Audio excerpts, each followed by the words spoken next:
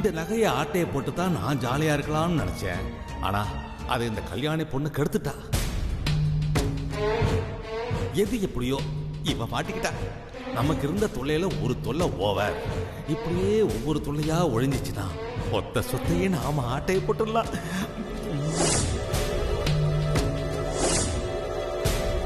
அன்னைக்கே நான் சொன்னேன், இந்த பொண்ணை வீட்டை விட்டு அனுப்புங்க, இவளுக்கு திருட்டு புத்தி இருக்குன்னு.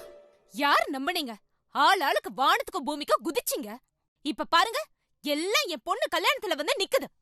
அக்கா, அனாவசியமா என் மருமக மேல திருட்டு பட்ட கட்டினீங்க, அவ்வளவுதான் உங்களுக்கு.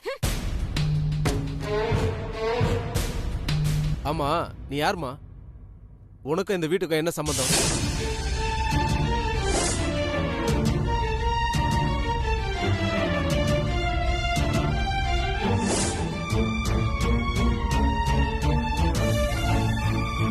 சார், அந்த பொண்ணு என் வருங்கால மருமக. அமெரிக்கால இருந்து வந்திருக்கா. அவ பேரு சாம். நிஜமாவே நீ அமெரிக்காவா? எதுக்கு நீ இந்த நகையை திருண்ண?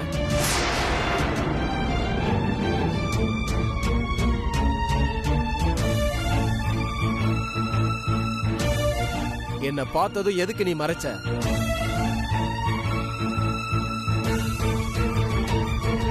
இன்ஸ்பெக்டர், நான் இந்த நகையை திருடல.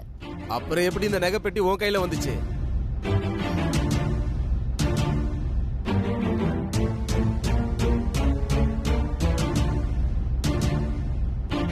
கேக்குறாங்கல்ல, பதில் சொல்லு. நான் திருடல பெரியத்தை. சார், இந்த பொண்ணுக்கு இதே வேலையா போச்சு சார். திருடி வச்சுக்குவா, பொருளும் கையில இருக்கும். மாட்டிக்கிட்டா நான் திருடலன்னு சொல்லுவா. அக்கா, அபாண்டமா என் மருமக மேல பழிய போடாதீங்க. அவளுக்கு திருடணும்னு எந்த அவசியமும் இல்லக்கா. நாம எல்லாரும் நகைப்பெட்டிய காணும்னு தேடிட்டு இருந்தோம். அவளும் 4 இடத்துல தேடி பாத்திருப்பா. எதேச்சியா பெட்டி அவ கையில கிடைச்சிருக்கோம். அத கொண்டு வந்து குடுக்கறதுக்குள்ள போலீஸ் பாத்திருப்பாங்க. நல்ல கதை சொல்ற ஜெயந்தி. அது எப்படி திருடு போன பொருள்லாம் அவ கையிலேயே கிடைக்குது? அன்னைக்கு தாலி, இன்னைக்கு நகைப்பெட்டியா? அதெல்லாம் இருக்கட்டும்மா. சார், முதல்ல பெட்டியில நகையெல்லாம் இருக்கான்னு பாருங்க. ஏமா, அது கொடுமா. மேடம், நகையெல்லாம் சரியா இருக்கான்னு செக் பண்ணிட்டு சொல்லுங்க மேடம்.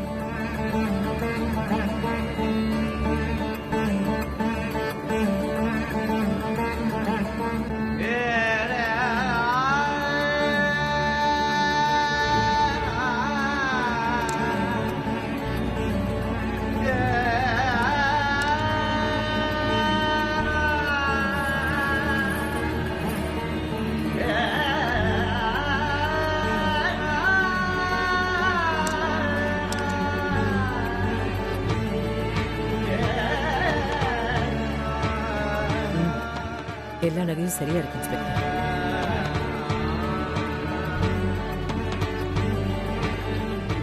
எப்ப பார்த்தாலும் அவசரப்பட்டு ஈஸியா மத்தவங்க மேல பழிய போடுறது. 4 வார்த்தை பேசுறதுக்கு முன்னாடி கொஞ்சம் யோசிக்கணும். அறிவு இருந்தா தானே. நீ கவலைப்படாத சாம். அதான் நகை கிடைச்சிருச்சுல, இனி உனக்கு எந்த பிரச்சனையும் இல்ல. ஹலோ மேடம், இன்வெஸ்டிகேஷன் இன்னும் முடியல. சார், அதான் நகை கிடைச்சிருச்சுல, அப்புறம் என்ன? டெப்ட் கேஸுக்கான விஷயம் தான் முடிஞ்சிருக்கு. இன்னும் நகை கடை ஃபயர் ஆக்சிடென்ட் என்கொயரி இன்னும் முடியல. நான் தான் சொன்னனே 2 கேஸ்க்கு ஏதோ லிங்க் இருக்குன்னு. சோ அரெஸ்ட் பண்ணி கஸ்டடியில விசாரிக்கணும்.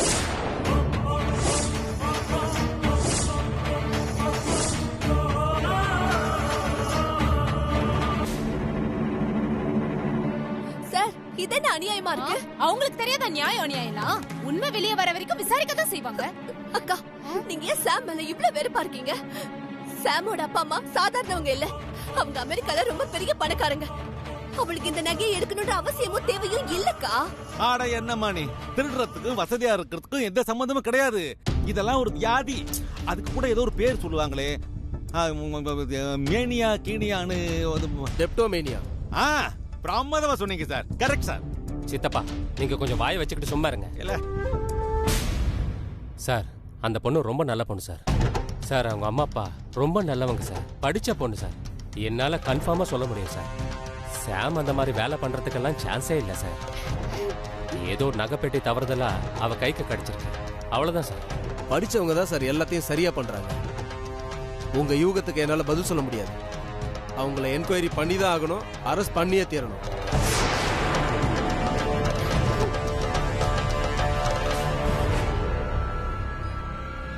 சார், அந்த பொண்ணு எங்க வீட்டுக்கு வந்த கெஸ்ட். அவளை அரெஸ்ட் பண்ணா எங்க குடும்பத்துக்கு தான் கெட்ட பேரு. எதுவா இருந்தாலும் இங்கே என்கொயரி பண்ணுங்க. என்ன சார் எல்லாம் தெரிஞ்ச நீங்களே இப்படி பண்றீங்க? நீங்க தான் கமிஷனர் கிட்ட கம்ப்ளைண்ட் கொடுத்தீங்க. அவரும் என்ன பர்சனல் கேர் எடுத்து விசாரிக்க சொன்னாரு. நானும் விசாரிக்க ஆரம்பிச்சேன். 1க்கு 10 தடவை கால் பண்ணி என்ன ஃபாலோ பண்ணீங்க. இப்ப இந்த கேஸ் இன்னொரு கேஸோட லிங்க் ஆயிருக்கு.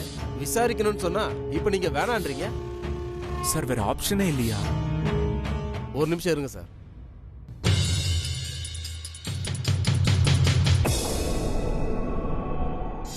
சார், நான் இன்ஸ்பெக்டர் சுரேஷ் பேசுறேன்.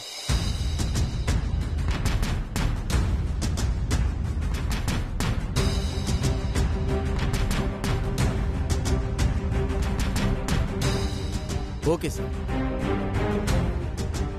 சார், இவ்வளோ தூரம் நீங்க கேட்டதுனால கமிஷனர் சார் அவரோட பர்சனல் ரிஸ்க் எடுத்து இதை வேற மாதிரி டீல் பண்ண சொல்லியிருக்காரு. இந்த பொண்ணோட பாஸ்போர்ட் என்கிட்ட கொடுத்தீங்கன்னா அதை அமெரிக்கன் எம்பசிக்கு அனுப்பி இந்த பொண்ணோட பேக்ரவுண்டை வெரிஃபிகேஷன் பண்ண சொல்லுவேன்.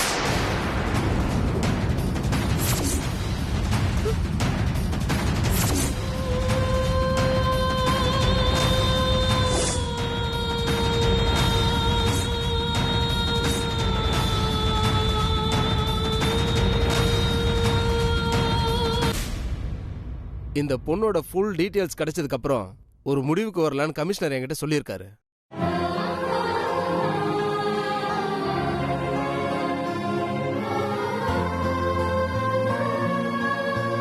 உன் பாஸ்போர்ட் எடுத்துட்டு வாமா.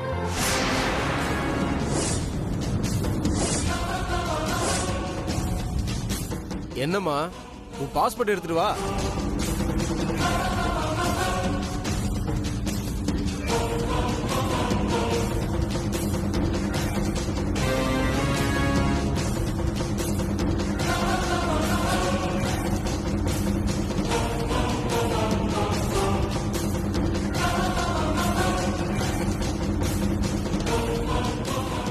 பாஸ்போர்ட்ட காமிச்சா விட்டுருவாங்களா? அத்த, நம்ம தான் இவ்வளவு சொல்லியிருக்கோம்ல, ப்ரூஃப் பண்ணா விட்டுற போறாங்க.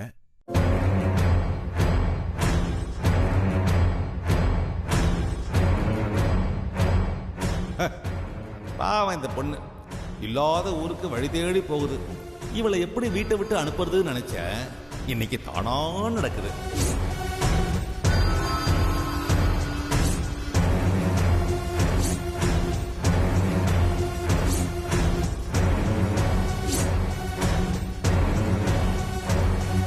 வந்தா மாட்டுவோன்னு தெரிஞ்சு போச்சு. இதான் சாக்குன்னு யாருக்கும் தெரியாம தப்பிச்சு கிப்பிச்சு ஓடி போயிட்டாலே என்னவோ. உண்மை என்னன்னு தெரியாம கண்டதையும் பேசாதீங்க. ராஜி, வாயை வச்சுட்டு சும்மா இரு. தேவையில்லாம வார்த்தைகளை விடாத. ஆமா, நான் பேசுறதா உங்களுக்கு தப்பா தெரியும். அந்த அமெரிக்கா காரியால இந்த குடும்பத்துக்கு எவ்வளவு பெரிய கெட்ட பேரு. அதுக்கெல்லாம் யாரும் எதுவும் சொல்ல மாட்டீங்களே. ராஜி, அதான் அவ பாஸ்போர்ட் எடுக்க போயிருக்கால, வரட்டும். இஷ்டத்துக்கு ஆளுக்கு பேசிக்கிட்டு இருக்காதீங்க. பொறுமையா இரு கொஞ்சம்.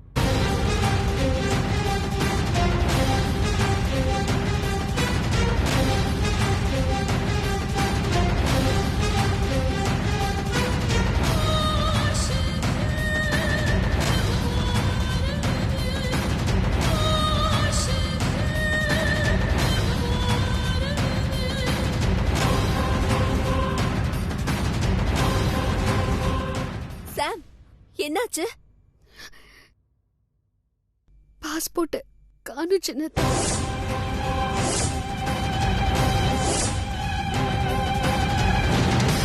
சாம், நல்லா தேடி பாத்தியா?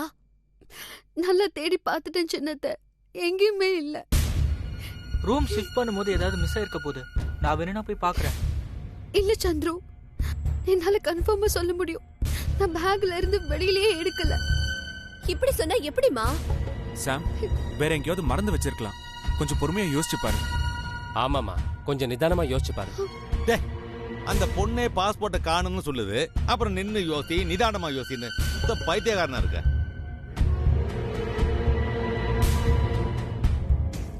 இவ பாஸ்போர்ட்டை யாரு எடுக்க போறா? அதனால யாருக்கு என்ன லாபம்? ஐயோ கடவுளே, இது என்ன சோதனை? சாம், ஒரு தடவைக்கு 2 தடவை நல்லா யோசிச்சு பாரு. இங்கதான் எங்கேயாவது வச்சிருப்பேன். பாஸ்போர்ட் இருந்தா தானே அவளால கொடுக்க முடியும். அவ இல்லனா என்ன செய்வா? அச்சடிச்சா கொடுக்க முடியும். இன்ஸ்பெக்டர், நான் நல்லா தேடி பார்த்துட்டேன். நான் என் பாஸ்போர்ட்டை தொலைச்சிட்டேன். சரி, நான் உங்களை ஒன்று கேட்குறேன். ஃபயர் ஆக்சிடென்ட் நடந்ததுக்கு அப்புறம் நீங்க அந்த ஜுவல்லரி ஷாப் போனீங்களா?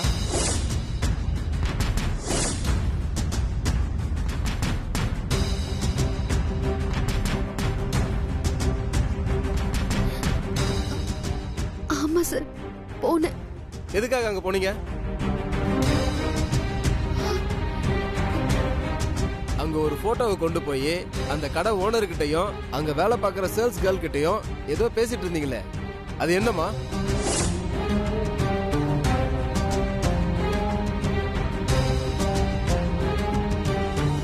சாரி சார், என்னால அதை சொல்ல முடியாது.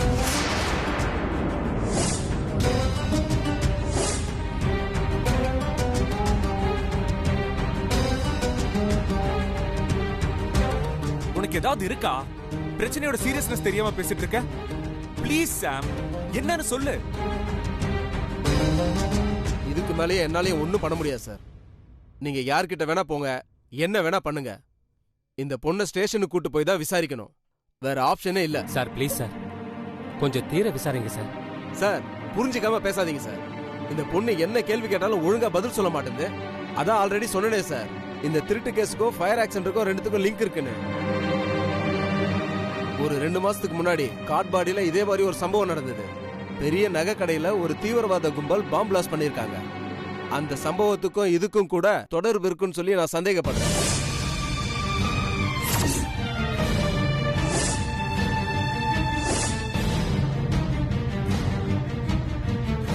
யார் கண்டாங்க? இந்த பொண்ணுக்கும் அந்த தீவிரவாத கும்பலுக்கும் கூட தொடர்பு இருக்கலாம். ஏன் தீவிரவாத கும்பல்ல ஒருத்தியா கூட இவ இருக்கலாம். சார், நான் என் ஃப்ரெண்டோட பொண்ணுன்னு சொல்றேன். நீங்க என்ன சார் தீவிரவாதி அது இதுன்னு சொல்லி எங்களை மிரட்டுறீங்க? ஆளை பார்த்தா உங்களுக்கு தெரியாதா? ஜெயந்தி, ஆளை பார்த்து தான் சொல்றாங்க. பின்ன என்னமா, இந்த பொண்ணு கையில பாஸ்போர்ட் இல்ல, அமெரிக்கால இருந்து வந்ததுக்கான எந்த எவிடன்ஸும் இல்ல, அமெரிக்கன் சொல்றதுக்கான ஒரு ப்ரூஃபும் இல்ல. அப்புறம் நான் என்ன பண்ண முடியும்? இந்த பொண்ணை கண்டிப்பா ஸ்டேஷன்ல கூட்டு போய் தான் விசாரிக்கணும். பூவரசி, அந்த பொண்ணை கூட்டிட்டு வாங்க. வாமா சார்.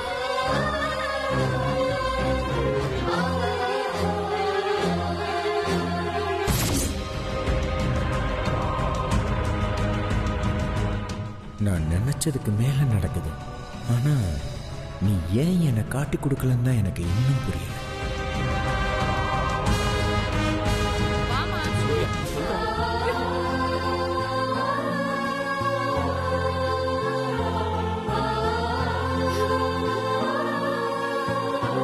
சார்,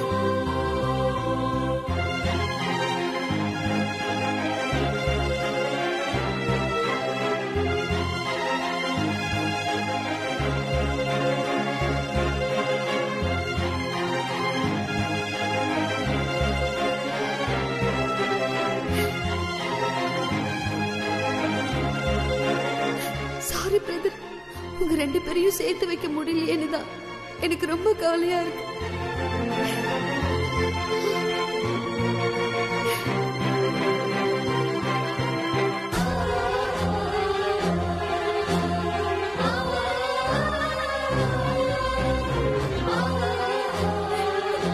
சூர்யா, நீயாவது சொல்லுடா, போய் சொல்லுடா. நம்ம சாம் அப்படிப்பட்டவ இல்லன்னு சொல்லு. என்னடா பாத்துட்டு இருக்க? போடா, போய் அவளை காப்பாத்துடா. எனக்கு சாம் போறா. சூர்யா, சொல்லு சூர்யா, ஏன் ஒண்ணுமே பேசாம நிக்கிற?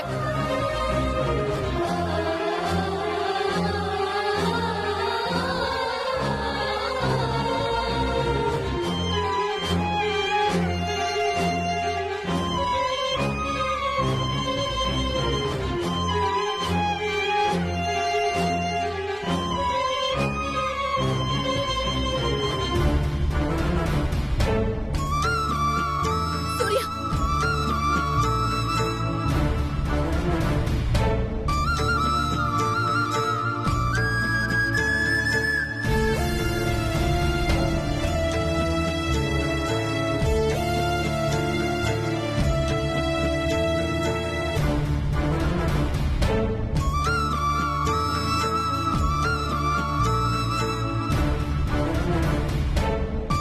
வாமா வாமா.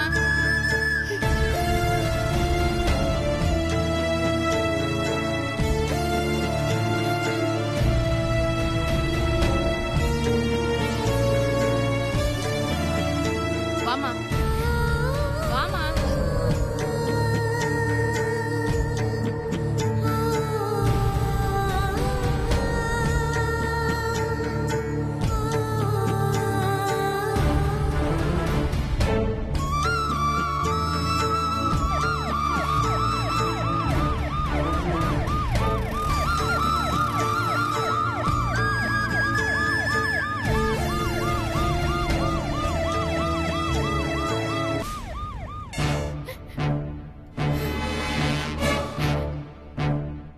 உனக்கு எனக்கும் நடுவுல இருந்த தொல்லை இன்னையோட முடிஞ்சது.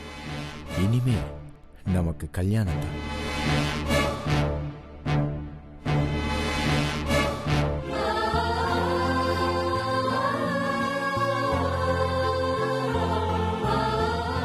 நீ போட்டோல காட்டின எல்லாரையும் கூட்டிட்டு வந்து உன் கண்ணு முன்னால நிறுத்துற.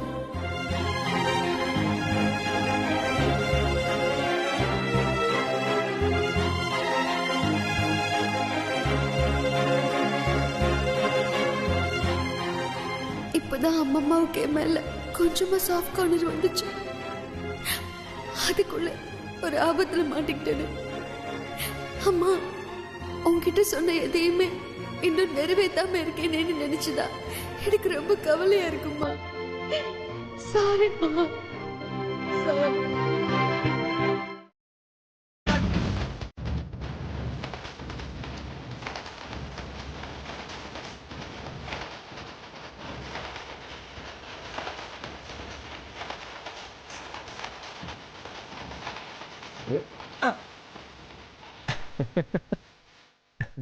மோகன், நீ என்னதான் என்ன மாற்றான் தாயா பார்த்தாலும் நான் உன்னை பெத்த பிள்ளையாதான்ப்பா பாக்குறேன்.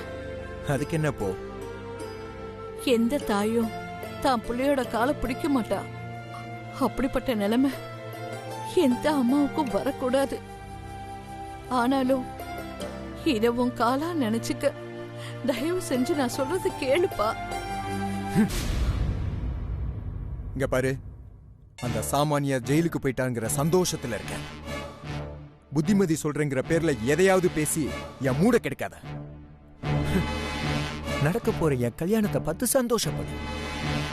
இந்த வீட்டு சம்மந்தியா உட்கார்ந்து சந்தோஷமா கல்யாண சாப்பாடு சாப்பிடு.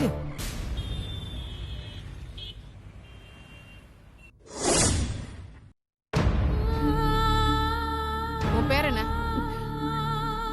சாம். அப்பா பேரு? ஏன் அப்பா இல்லையா? இருக்காரு. பேர் என்ன?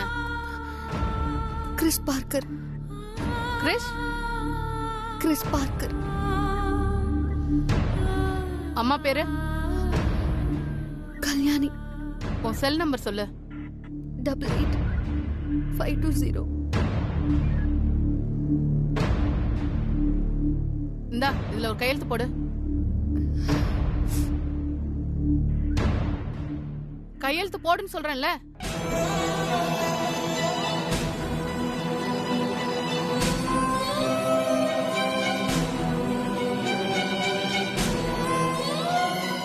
இந்தா கைரேக வை.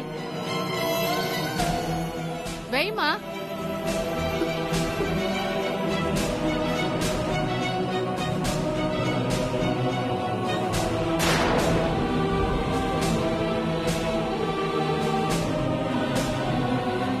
செல்போன் அங்க வை. வைன்னு சொல்றேன்ல.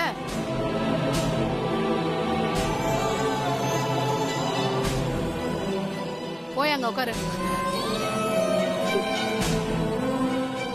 மேடம், என் செல்போன். கேஸ் முடியற வரையிலும் செல்போன்லாம் தர முடியாது. போய் அங்க உட்காரு. போய் உட்காருன்னு சொல்றேன்ல.